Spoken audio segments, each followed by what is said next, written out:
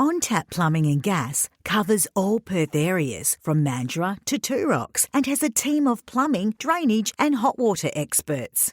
They have an amazing reputation for their excellent service and quality workmanship on time, every time, and it is easy to see why they are a favourite to many Perth property managers.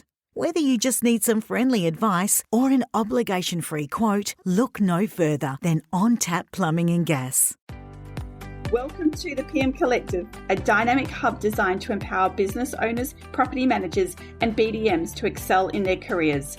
Through access to intimate conversations, cutting-edge video training, mental health support, and unparalleled motivation, our community is the ultimate destination for individuals seeking to elevate their professional lives to new heights. So sit back, relax, and enjoy our next conversation on our weekly podcast, The Art of Property Management. Today, we have a special guest, which a lot of you would probably already know. And I actually am quite proud to be on the other end of this podcast because I know that this person is the one that is usually interviewing people, and I am privileged to interview him, and that is Darren Hunter from IGT. Welcome, Darren. Hi, Ashley. Really good to be here and absolutely blown away at how good your PM Collective podcast is and how it's really helping property managers. I wouldn't say just around Australia, but probably spreading into New Zealand and America and probably other countries that you don't even know about. It's leaking in and it's doing some good. Thank you. It's getting there. You've been doing it for a hell of a lot longer than I have been, but it's enjoyable, and I think it always gives you a job purpose, and I think that's what you and I are about. So I'm going to let you do an intro, which I know you don't need an intro, but you probably don't get to do this all the time, so I'm going to let you have one. Can you, for the weirdos that are listening that haven't heard of you before, can you please intro yourself and let us know who you are, where you've been, and where you are now? All right, so Darren Hunter, I'm actually a full-time property management trainer and consultant, have been doing this now since 2005, so what does that make it, about 18 years? I'm sorry, I just dated your podcast, sorry about that.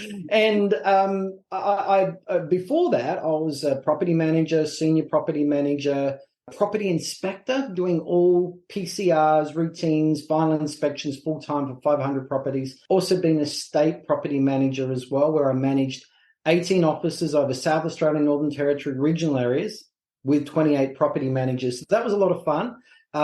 My job, what I do, I love what I do. I'm really passionate. I have nightmares that if I ever had to do anything different, I'm scared about that because I love what I do and it's taken me all across the planet. I've been able to speak, in many places, 5 countries now. So I guess over that time, I've specialized in a lot of things with nuts and bolts, conflict management, communication, but more so lately time management. Just about to release a book actually called Master Your Time Secrets and Fees. So I'm probably more known as the fee guy and teaching people how to overcome those common fee objections like, but the other agent is cheaper, or if you can match your management fee with the other agent down the road, and all the way to respond to that so you can walk away with your full fees. So that's in a very, very brief nutshell. And I was one of those people a while ago where I said to you, Darren, you can't do that, you can't do this, and I am on the other side doing it, and it's such a mindset game, isn't it? It's nothing more than that.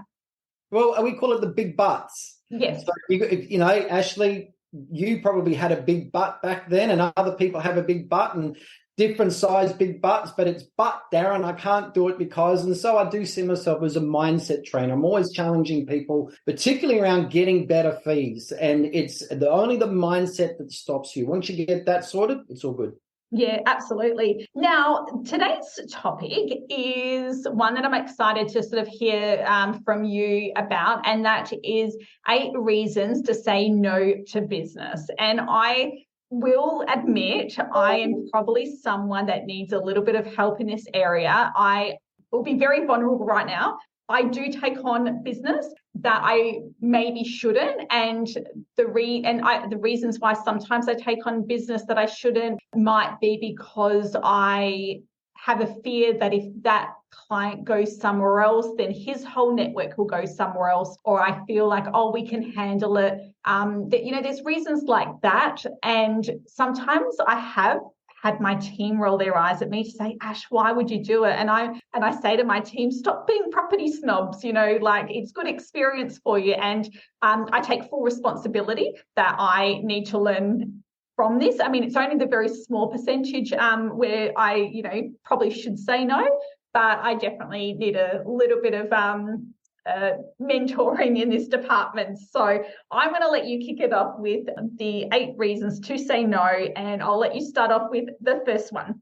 Well, let's just get into it first, because that's the solution. We've got to talk about the problem first. The problem is, Ashley, have you seen that there's a large turnover of property managers in the industry? Have you noticed? Not in my office, but in the industry, yes. And not in your office, and congratulations on your stability. And that says a lot about, I know that you really do care for your team, which is fantastic. But regretfully, a lot of rent roll bosses aren't like that. And there's a massive turnover in the industry. There's a lot of problems, particularly when you see in Melbourne. I get people message me, Darren, the salaries in Melbourne have gone crazy, $80, $90, $100,000 for a property manager. I'm moving there. And I said, wait.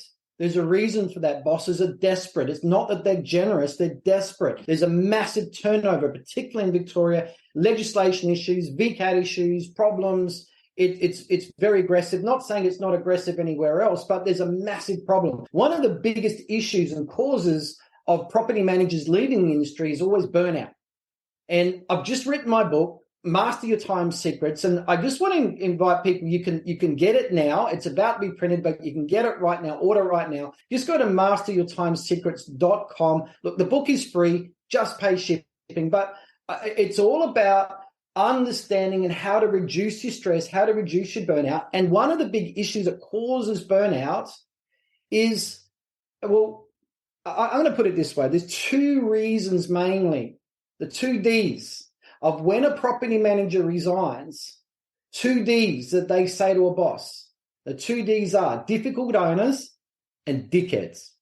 And these 8 reasons for not taking on new business is very much not taking on those toxic properties to start with.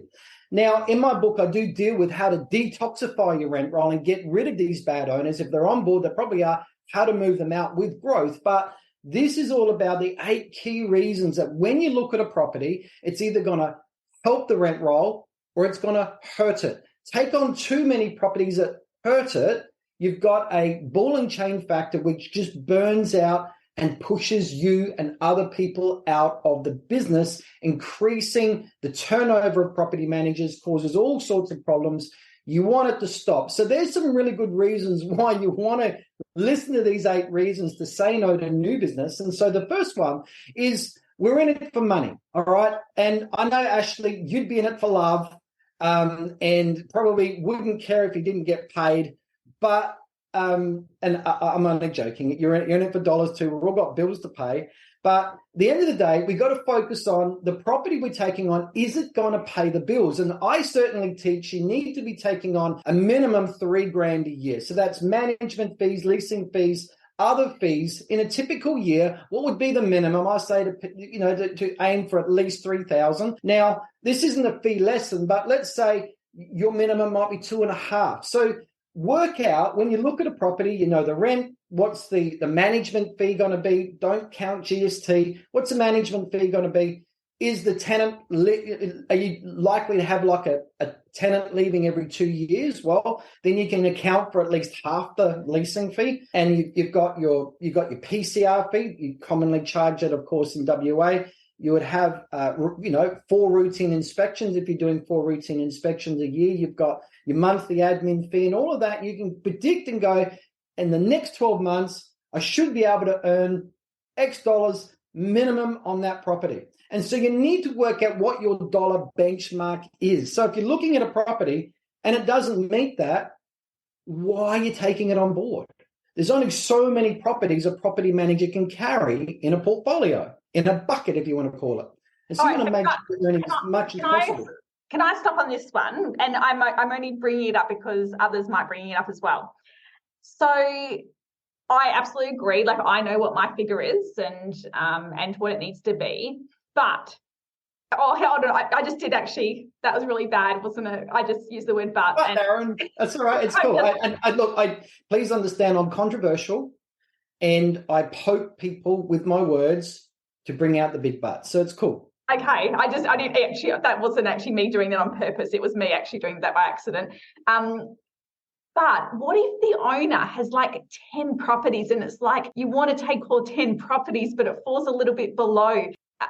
You sort of want to take it. And as a coach, would you say to me in that situation, Ash, stay true? Or is there anything else I should consider in that? Or are there any reasons why you might fluctuate a little bit? Well, I guess my feelings are you want to earn as much as you can out of that bucket, which is a maximum amount of properties that property manager can carry. Because they can't, let's just say you're going to take 10 properties on, give them a wonderful discount, but that's 10% capacity of that bucket. You can't earn anything more out of that. So if we're going to take on the workload because we want the roofs and the front doors, but now we're earning 7 properties worth of income, you've now lowered the earning capacity of your bucket because there's only so much that property manager can carry. So I'm just saying to people, be really, really careful. Are you in it for the workload? Are you in it for racing to capacity of your portfolio workload as soon as you can before you go, right, I have to go and get another bucket, which is going to cost me a property manager, desk costs, internet costs, insurance costs, blah, blah. There's a cost involved to each portfolio. You want to maximize the income out of those, for example, 100 properties that that property manager manages, maximum income, not filling it as quick as you can with workload. Does that make sense? So yeah, it's trying to get it. To me, it's a maximum amount of earning power that you can get out of that particular portfolio that property manager can manage. Yeah. Okay. So ultimately, like I think my mind knows that. And I guess for me, it probably would depend on where I am in my growth. So for example, I've just hired a new team member who's on the growth portfolio. So she's got a very low number. So part of me sort of wants to build that up and then worry about because I'm not saying that it's like it would be stupidly low, but it wouldn't reach that minimum that I probably should. We might be a little bit short, but in my mind, I'm thinking, I'd probably take it on and then in 12 months do a check of the whole portfolio and then clean it up a little bit. Whether that's right or wrong, I'm just talking. I think there's no right or wrong here. Yeah. I guess there was a really good quote I saw from Tom Panos recently, and he said it's not about turnover, it's about leftover. It's not about simply getting the business on board and breaking even a little bit more. That's turnover, because we've all got bills to pay, and it really, on average, for every dollar that is earned in fee income, 80% is taken up in expenses. That's turnover. So it's not about focusing on the turnover, it's about focusing on the leftover. So if it's going to cost you, it's probably about $1,600 to $1,700 a year now. It costs in Perth or any staffed agency to manage one property. And so if you're earning $1,800 in total fee income, you're going to go, woohoo, we got a roof in the front door. No, you're only earning $100. And if that's a difficult owner, that's just my angle that I'm taking. It's all about leftover and profitability as opposed to turnover. Yeah, no, absolutely. I know I have done this exercise with 6 other business owners in Perth. So the portfolios range between 500 and 1,000 doors. And it was an average of 1,200 to 1,500, with 1,500 per property being probably the right amount. So, you can use that as a little bit of a base. I did that exercise about 12 months ago. Yeah. So. And I did that exercise in Perth twice about 3 years ago. It came out at $1,500. There's that. I just added those extra numbers on it because of the inflation that's happened since then. Oh, absolutely. No, it's good. And like I said, the only reason why I bring up sort of my thoughts as well is just because there'll be some other people that also have that same thought. So if you're thinking that, you are not alone. No problem. That's fine. Well, number 2. So this one's a lot more easier. That's probably a little bit complicated, knowing your numbers, but the next one is really easy. rent level, so what's the minimum rent before you say no? And there are certain suburbs in Perth or Adelaide or Sydney or whatever that if you go below a certain rent threshold, you're going into lower socio, okay? And that means the more lower you go into that type of housing and that demographic, the higher the social problems, the higher the chance that that lower rent's not even going to get paid, the more touch time in dealing with issues on the tenancy and all of those sort of things. So it increases your workload but lowers your income. And so there really needs to be a cutoff point. And I just recommend here, it does dovetail very neatly into the first point about what's the minimum fee income you want to earn, because that rent level does determine how much it's going to be, because traditionally we're a percentage-based management fee and letting fee or leasing fee and lease renewal fees, all of that tend to be based on a week's currency. So that can greatly affect how much income you're bringing in. But so, for example, in Perth, there's suburbs like Armidale where a lot of property managers may refuse to go, or in Adelaide, it's in the northern suburbs, Elizabeth, and so what is that rent level threshold before you should say no? Because it doesn't fit into number one with the fee commission. Stay with us. We'll be right back. Sensor Global saves lives with automatic compliance and manages smoke alarms, gas and water leak detection with 24/7 remote management. It provides complete control, reduced risks, and improved compliance for property managers. To find out more, speak to Anthony Booth or head over to sensorglobal.com.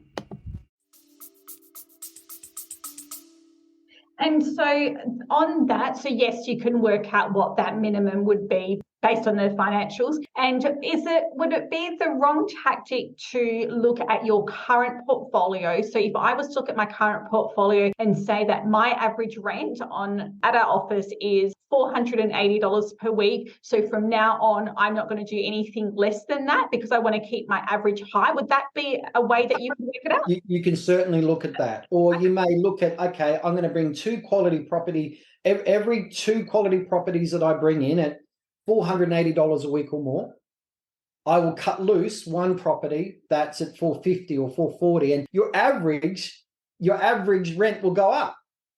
Yeah. And every time that average rent goes up, guess what else goes up? Your rent roll value goes up. It all connects into the big machine of making sure our average management fee is on the way up, because we haven't all got full management fees, right? We've done those little discounts here and there, and we want to move that up. We want to move our average rent up. We want to move our average income per property per month up. There's all these numbers here that we want to be moving up, and they all turn into leftover profitability and not just turnover.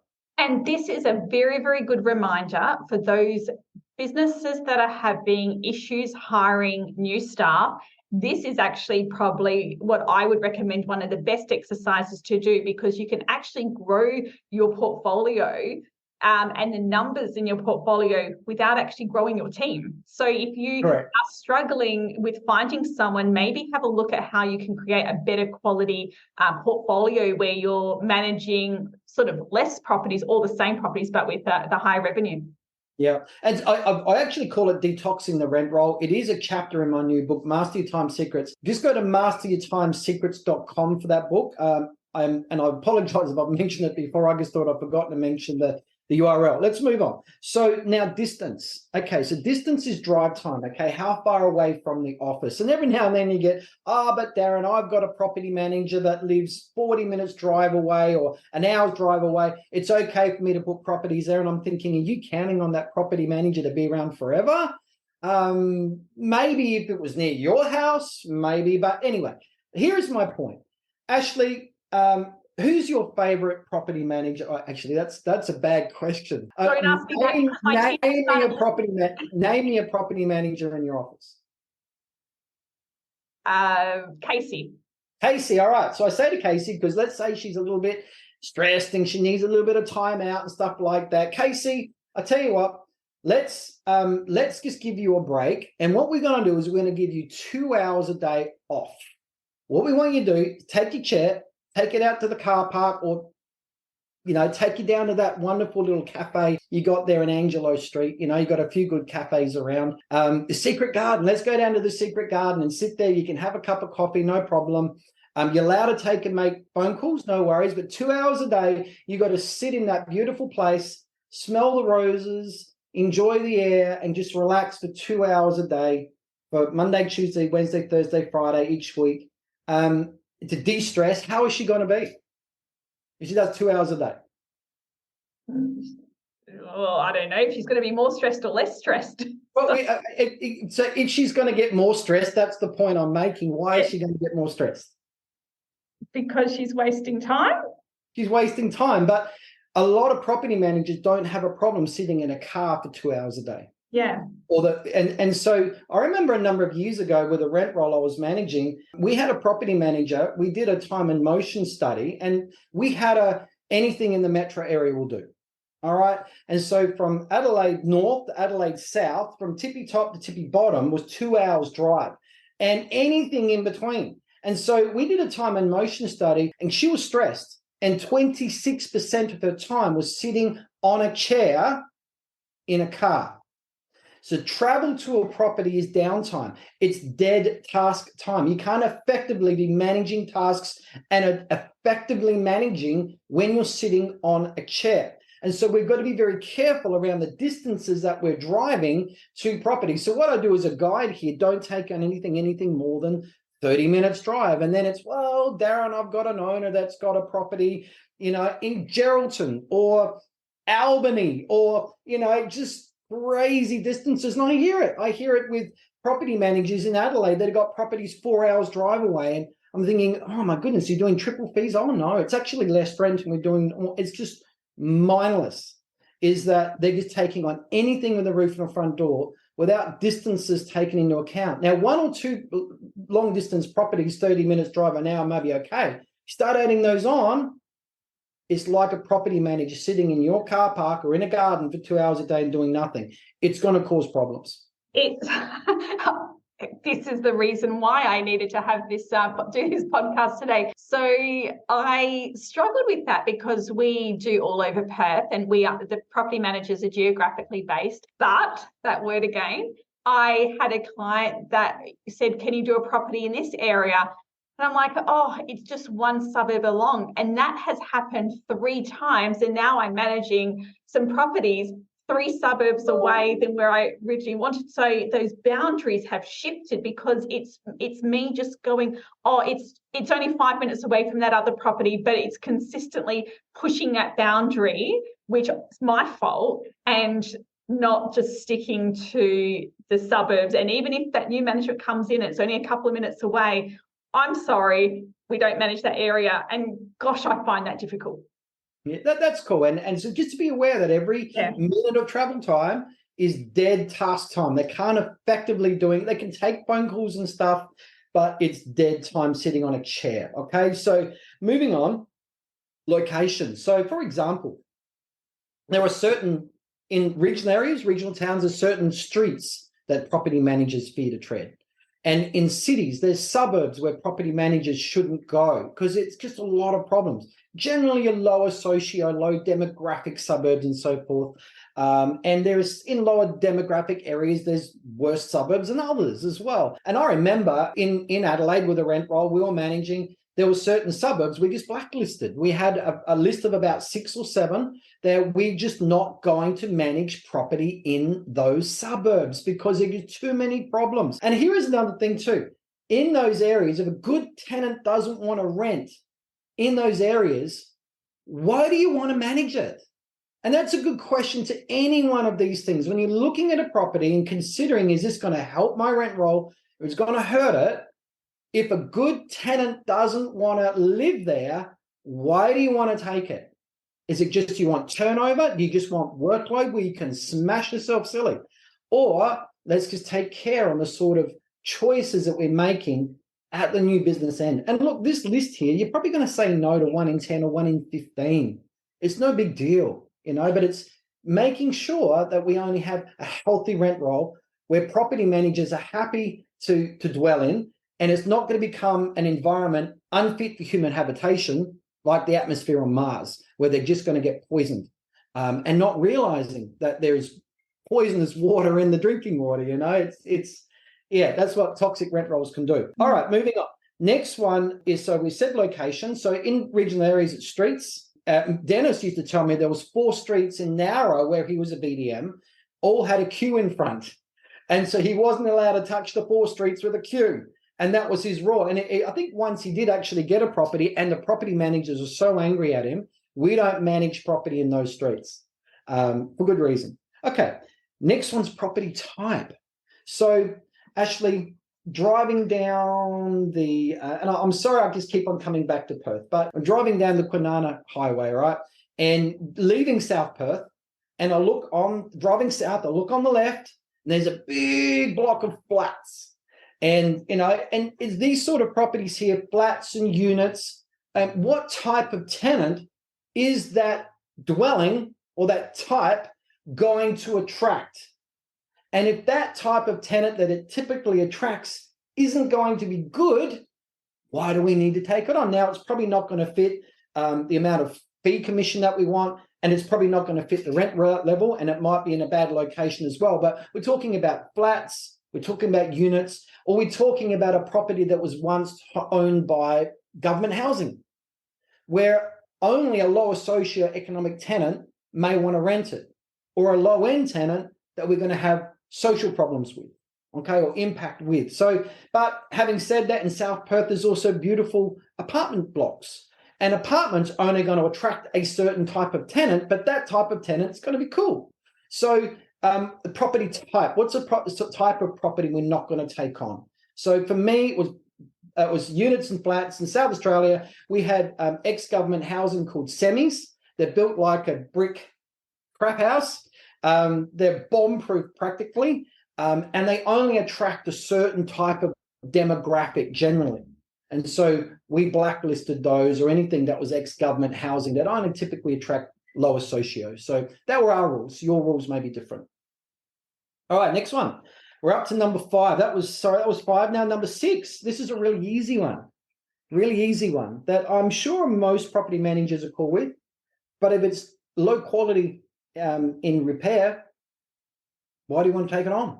Now, it could be the owner's just bought it and it's in disrepair and he's going to spend 30 grand on it. Happy days. It's going to change, right? But if it's in disrepair, and it has been in disrepair for a long time, it's likely to stay in disrepair no matter what promises are given. And again, it comes down to, is a good tenant going to want to live there or not? And on this note, this is where, if you're doing the new management appraisal, and you could probably test the waters to see whether it's the owner that's the issue, or whether they're willing to do the repairs or not. But by going in and doing an appraisal and saying, listen, would you be prepared to paint the property and redo the floors? And then seeing what their response is, would that be right? And that would tell you whether this is going to be an owner we want to work with or not. Because if the owner said, oh, absolutely, I've put aside this much money, I'm happy to do what you recommend, tick, that's no worries. But if the owner goes, well, surely you could find someone who'd rent it as is, it's a rental crisis, well, then you'd be like, maybe not. Yeah, for sure. And but a property does tend to, if the owner's had it for a while, it's like, a person's children tells them about the parents, right? A person's pets and the pet's behavior tells them about the parents, right? The house tells you about the owner's mindset, because the house represents what they want and what their values are. And if they don't value keeping the property in a good state of repair because they want to screw every cent out of it as they can and not put anything back, the house will show that, or the property will show that. All right. And also there's a big mistake out there of taking property sight unseen. And I'll just give you my greatest mistake here. I had an owner, we were managing a property. They called me up one day, hey, Darren, I've got a second property that you don't know about. I want you to manage it. I was managing this person's other property for a couple of years, and it was okay. It wasn't brilliant. It was just a bread and butter rental, mid-road.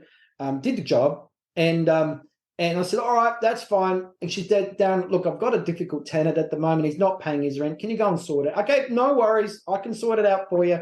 Did the management agreement by fax, the thermal fax, back in those days. Do you remember those days, Ashley? Just, I know, I was just, am I pushing my luck here by saying that? And anyway, so, and of course, I've got my management agreement. I've got the right to manage it. Okay, serve the letter on the tenants, go out there, that they got to pay the rent, go and do an initial routine inspection because there's no ingoing inspection or PCR on it. And I just stood out the front and I went, oh crap, what have I done? This place is a dump. It is terrible. And when I did my routine inspection, it was bar none the worst property I've ever seen. And now I was managing it. And I called up the owner and I actually said, I want to withdraw management. This is not right. And the tenant's refusing to pay the rent because you can practically, you've got free skylights coming through the ceiling with seeing daylight through the cracks. And the tenant's saying, until this is repaired and that I've got hot water and that's repaired and I've got a light that works in this bedroom, I'm not paying rent. I'm thinking, I can't compete with this. Tenant's right. And I learned my lesson. Don't take a property without looking at it first. So, okay, I'm glad this has come up because a question, I ran a BDM club for 6 months and I had one of the BDMs ask me this question and it actually hadn't come up. So I'll ask you. She said to me, if you're taking a new management transfer from another real estate agent, she was talking about giving notice to the existing tenants. You can get in there and do an appraisal and all of that. And I said to her, I don't think in my 20 odd years I have ever gone in and appraised and physically checked the property when it was a handover from another agent. And you're talking about not taking properties on that you haven't seen. What would be your response to that situation or to that question? About going in there and meeting the tenant? Yeah, like an owner that wants in a handover situation. Well, I'm going to leave this actually because I know I've got 8 reasons, but I've got a couple more added on. All right. And that's all about not taking other people's monkeys on. All right. And we're going to talk about that. So is it okay? We can leave that comment for that. Absolutely. But because, after you've done a number of years, there's probably an extra couple of things you probably want to add on to the 8 things. So it's really, I've got 10, but, the last 2 are sort of my opinion. 8's a lucky number. Yeah, that's all right. Okay, so, the next one, we just talked about property quality. Okay, it's going to be in a reasonable to good state of repair. All righty, and look, at the end of the day, the legislation is so tough now. 20 years ago, we probably got away with it, but, why should we manage properties that are in a poor state of repair? There's so many issues and problems and hassles that comes with it, and we just want to do the right thing according to the Residential Tenancies Act. So, all right, next one is C-class landlords, and one of my favorite sayings is, C-class landlords are like a packet of cigarettes and they'll take years off your life. And there are 7 characteristics of a C-class landlord that I just rattle off, and I could spend an hour talking about these, but we're going to take a few seconds. Number 1, over-demanding and unreasonable. You call them up with good news. Mr. Owner, we've spent weeks and weeks and weeks finding a quality tenant we've actually got a good tenant moving in, and they just go, about bloody time. And they just peel over your parade. They dump on you emotionally. They can control you. They bully you. They can cause all sorts of problems. Characteristic number 2 is they like to take up lots of your time and send you 5-page love letter emails. And you get off the phone to a normal owner and it's like 5 minutes, but this guy's an hour and he just done my head in. And it's just wading through a swamp. And it's very, very difficult, taking up too much of your time with frivolous requests. And I've just driven past and the tenant didn't mow that lawn last weekend, or the rubbish collection from the council was 2 days ago and their wheelie bin is still out, and just stuff like this, just frivolous stuff. The next one is number 3 is whatever the rent is, the market rent that a good tenant will pay. Well, they want more, which means now we're not going to attract good tenants, because good tenants are market savvy.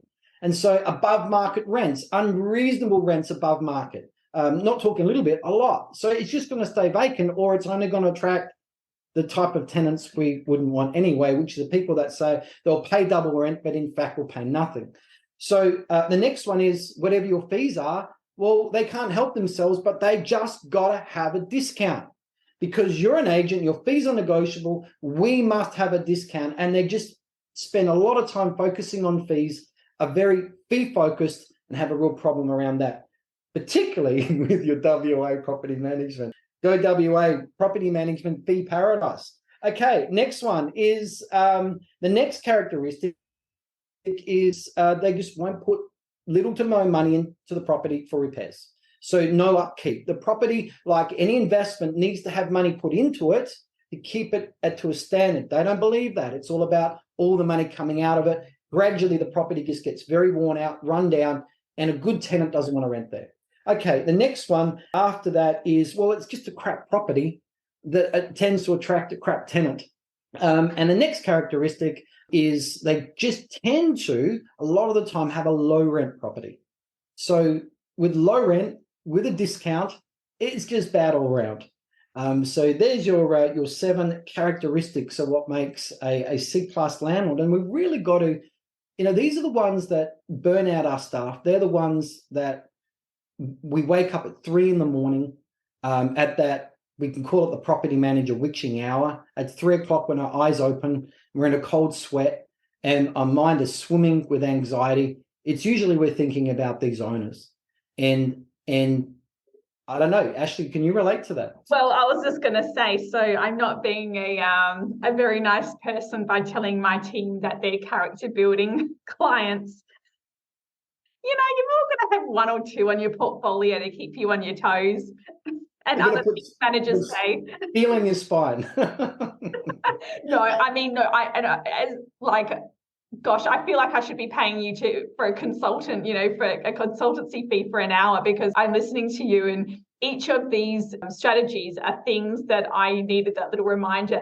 And I'm not saying that I've got a lot of them, but I've definitely got a couple in each section. Now, as a fee expert, and I'm working with rent rolls to maximize fees, when we increase fees, we always have a small loss. When I do the autopsy, and let's say we've lost 10 properties, I promise you at least 80 to 70% of those are C-class landlords. And the average income for the portfolio per property, usually these ones are at half. So though we may have lost 10 properties, we actually lost 5 properties or 6 properties of income. Yeah. So it's amazing how a negative effect that C-class landlords have. I'm really passionate about detoxifying our rent roll, getting them out. And my book talks about, every 2 or 3 quality properties that tick these boxes that we're talking about, just get rid of 1 or 2. And it's called the worst first hit list. So you sit down with the team, who's the worst first? And this is, property type, it's distance, it's location, it's quality, it's a C-class landlord, and you put a D for distance next to that property if it's more than 30 minutes. If it's a low rent level, put LR next to it. If it's a bad property type, put a T there if it doesn't meet the property type.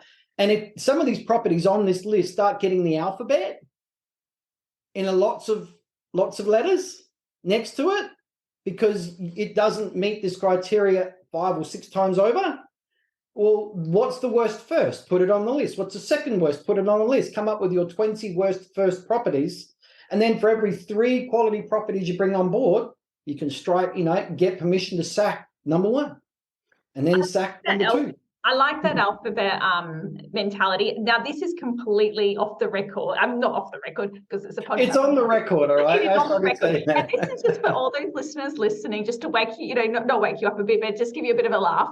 It reminds me of someone who said to me when you're dating that you have maybe a new boyfriend's name in your phone, and every time he pisses you off, you take a letter off his name until it's like hangman, there's no letters left, and you get rid of him. And anyway, that reminded me of that technique, which so completely weird to mention it, but it just reminded me. That's how I did business health checks. We wrote down all these letters, for all of the criteria that we've been through, and if something's got a long list of letters, it's a bad property. So the worst first 20 properties there, and it's a great rent roll growth strategy because you're just motivated. Hey, have we got 2 quality properties on board? Woohoo! Let's go sack Mr. whatever his name is. Okay. I think I'm actually going to do that with my team. I think that's actually really good. And I think that the team will feel quite empowered by being able to have some, authority to actually do that, so that they're doing it and then reporting it back to me so that I can see where it's at. So I actually will do that.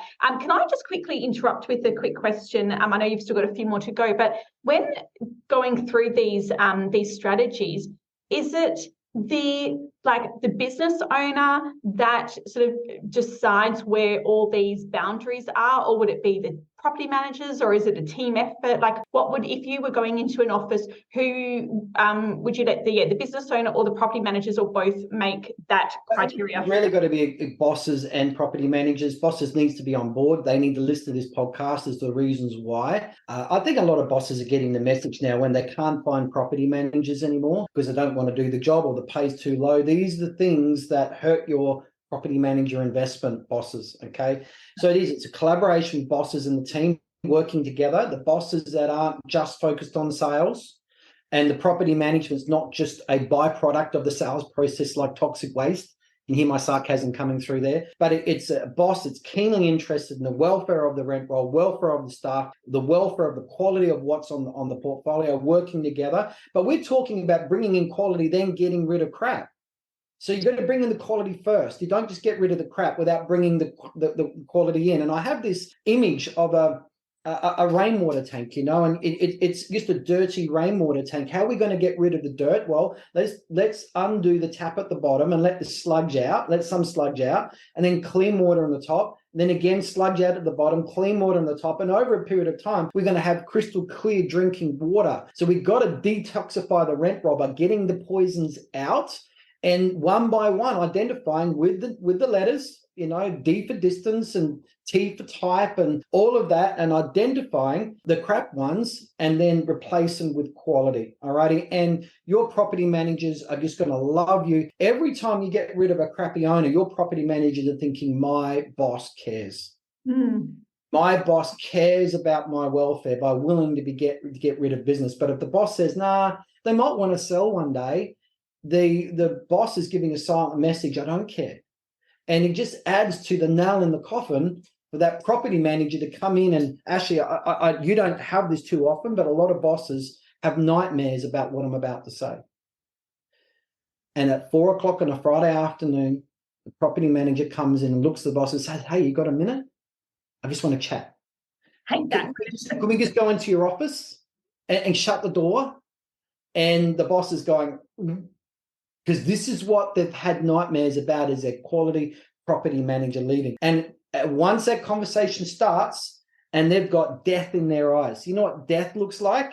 It's, I've made a decision, I'm already going. You can't bring them back from the dead. Now, you can try and sit down and go, oh, well, I'll give you more and I'll do this and do that. And if you're able to get them to change their mind, well, probably 2 weeks later, they're right back to that same place again. They're gone. And so this is all about preventing them having that unnecessary conversation or extending their lifespan with the agency by putting these things into place. And that's why it's important to listen to this stuff. Anyway, number 8, the F word. You know what the F word is, Ashley? Oh, I'll have a guess. Furniture. So, no, well, that was not the word I was thinking. It's furniture. So, okay, let's just qualify ourselves. If we're not doing Airbnb, all righty, we're not doing short-term accommodation, not doing student accommodation, and we're not doing holiday accommodation, because those types of accommodation needs furniture. We're talking about properties in the burbs where we're going to have tenants for 12 months, 2 years, 3 years. Furniture is a hindrance. And there's so many complications that comes with furniture. So anything more than a dishwasher, we're going to get in the lounge suites and beds and bedding and crockery and cutlery and all this crazy stuff. It just causes a problem. Oh, my goodness me. When I was managing 28 property managers and, one group of properties we had in Catherine, Northern Territory, these little units with furniture and a microwave. I remember microwaves going missing, and I have to authorize checks to reimburse the owner because the property manager missed it. And it just added a whole layer of complications that in residential property management, traditional property management, we really don't need. So I hope I qualified myself pretty much there. Yeah, and also furnished properties typically would be more turnover as well, which is more work. So yeah, and far out. We've got a person speaking at our conference coming up, the IGT conference on the Gold Coast, IGT 2023, and we're bringing in a speaker from New Zealand who won the contract for the America's Cup teams. When they're racing in Auckland, she was required to go get them their corporate accommodation. And the stories that she's got and the amazing things that she achieved, she won the America's Cup. So she'll be talking on that. But that type of corporate accommodation, all of that, we're not talking about that sort of thing. We're talking about average properties in the suburbs that the average traditional rent roll deals with. And I think everyone understands what I'm talking about. So, all right, next two, I'm going to add on. This is my experience over many, many, many years. And when I come across property managers, 20 years, 30 years plus, they tend to have these same sort of things too, that they have rules on because of the 20 years or 30 years behind them of pain. And so the first one is getting into not doing leasing onlys. And this is more of opinion, okay? This is my opinion. I'm certainly, if people want to do leasing onlys, it's up to them. And if you are going to do leasing only, charge double. All right. So if your normal letting fee is 2 weeks rent, well, make it 4 weeks rent. All right. And you'll get it. Okay. If you just do double. All right. If you're going to do it. Otherwise, there's a couple of reasons that I say to people to understand is that one, you're giving away a good tenant. All right. When you could have them for your rent roll. All right. You deserve the good tenant in your full-time management and giving them that. But here is the biggest reason why. So, Ashley, a tenant gets behind in the rent. What's your first step of action at what day in the office? When is it? First day, second day, third day? When you take action? I think our automation happens on day one, and then our property managers step in with a more, phone call type thing on day three. Okay, day one, day three. But with the self-managing owner, his first step of implementation or action is day 30. Okay. All right. Big difference. Early intervention, stamping on the cigarette butt while it's still smoldering, puts out the fire even before it starts, or wait for the fire up and then while the house is on fire, and the amount is so 30 days, it could be too late. Whereas 1 day, 3 days, you're right on top of it. And so same tenant, different scenario. And so therefore the owner ends up with evicting the tenant, but now not only does he think he had a bad tenant, he thinks he had a bad agent. When it was his lack of early intervention. So that's an example again where doing leasing onlys can cause a problem. All righty. The last thing now is not taking on other people's monkeys. And what I mean by that is if an owner comes in and my tenant's 4 months behind in the rent, I want you to go and fix it. Usually there's a lot of work involved. The tenant may just shoot through right away. Now you've got to clean up the property with the final inspection, all the work to get it, and a lot of work for very, very little income, a lot of stress and a lot of issues. So now what was your question again? If you can just remember me again. And this has definitely happened. It actually happened once to me, and I learnt my lesson where I took over a management from another agent. And when I picked up the file and the ledger, the tenant was in 6 months of arrears, and yet no one had told me. And I guess back then I thought, like, that is not something that I thought to even ask because it never happened to me. And I thought, surely that's something as an owner you would have told me before I took over the file. So I know it sounds silly, but, asking that question of where's your tenant rent up to date, or is it up to date? But the other BDM that had the question was when taking on a management from another office, you're sort of saying how it's important to go into the property to have a look. But when I've taken over managements from other offices, I actually had never gone in and looked at the property first and got access, because generally what happens is that process, it's quite private. The owner's called you, they don't want you to say anything. You can't go in and get access yet to the property because they haven't even told their property manager. It's all a bit of an awkward situation. Yeah. You know what I mean? So this BDM had asked me, how do you manage that? And I just said to her, listen, I've never gone in and physically checked a property that was coming from another agent, so I couldn't answer it. Yeah. Okay, so I understand your question now. So I guess your issue is experience. okay, and not asking the question about, that's just experience, right? You learnt your lesson, you won't make the same mistake again. With regards to looking at the property, I guess that comes down to experience as well. Can you drive past? Can you have a look on Google Earth, have a look at the property that way, look at Street View as well, look at all the factors here that tell you, is this going to be something you can deal with and it's going to be okay, and say yes to, and then go and do your inspections. And I get it, you may not be able to look through. You're just going to have to look at all of the signs together and make a decision based on that information. It's a bit like, you're at an open inspection, you meet a tenant, and you notice the car that they're driving is, beat up and hasn't been washed in 5 years, and it's full of rubbish. You then drive past the outside of their property because they've given you the address on the application, and you see that it's just full of rubbish and all of that. There's certain signs that added up can actually paint you a very accurate picture that once you step into there, it's going to, it's a problem or it's not.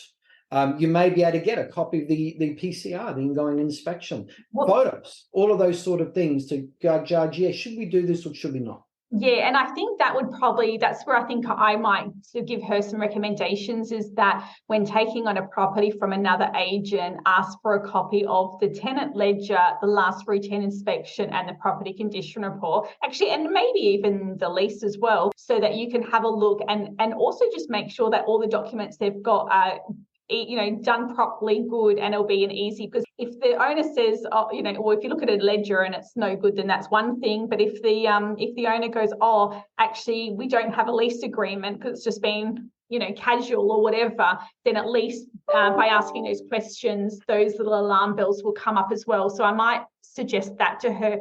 But funny, like I guess in all my experience, I've never actually done that myself, but I've also never really had too many bad experiences either. But I think it's a very, very good tip and something that I should implement. Yeah, that's for sure. I think having a list of questions is a good thing, but your experience is going to tell you whether you should or shouldn't. Gather as much information as you can to make a qualified choice.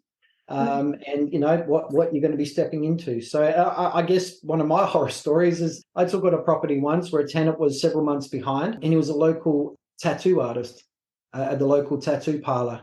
And we walked into the tattoo parlor to say his name was Grizz, as in grizzly bear, Grizz. And Grizz, we're taking over management of your property, and we had to run out of that place with him screaming abuse, running to go grab a baseball bat. And ran out with the other property manager, and I looked at it and I said, we should never have taken this on. This is too dangerous. And we handed the management back immediately. Yeah. Because no one's life. And some years later, I ended up inheriting a management with that guy in it and doing routine inspections, and he always had that axe handle next to the door. Whenever you see someone with a baseball bat or an axe handle parked near a door, they're trying to avoid certain types of people that if you don't get involved in crime, you won't have a problem with. So that should be the 11th strategy. Look out for axe and baseball bat at front door. Oh, look, and baseball bats with nails in them and things like that. It just, it's an interesting job, property management. Let's put it that way.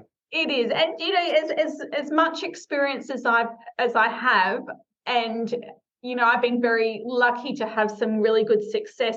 These strategies are something that you always need refreshers on, because I haven't had a refresher on this for a few years now, and I needed to have a refresher on that. And now I will absolutely be going back to my team and doing those labels. I think is a really good. I think the team will actually really enjoy that. And so I feel like this is something definitely sort of every 1 or 2 years.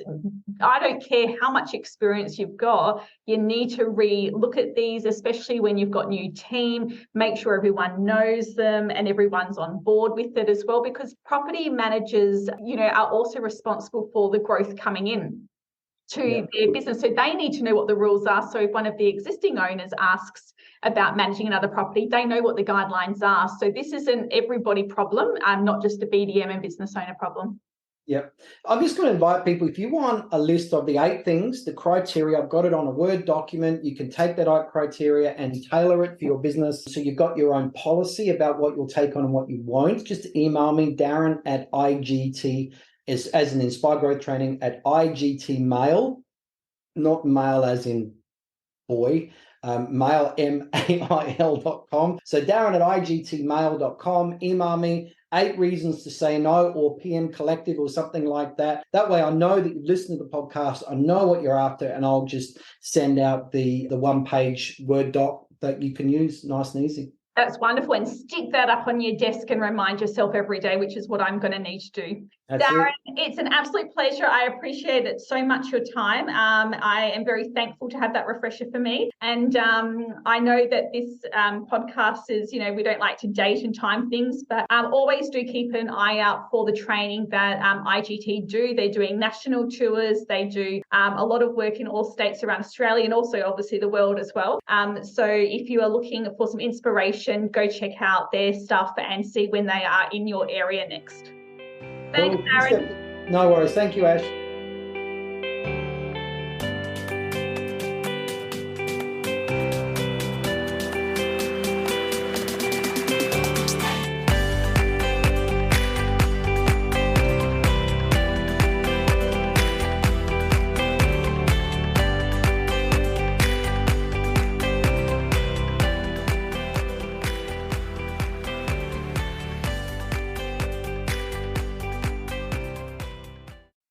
The Associates Co. provide reliable, fully trained professionals to assist you with running and scaling your property management department, providing high-quality, pre-trained virtual assistants ready to hit the ground running and revolutionise the way you run your portfolio, ensuring your time is spent doing the high-value tasks inside your rent roll that really matter. Not long ago, VAs within a business were considered a luxury. Now they are a staple for any business needing reliable support without the headache of traditional staffing. To find out more, head over to theassociatesco.com.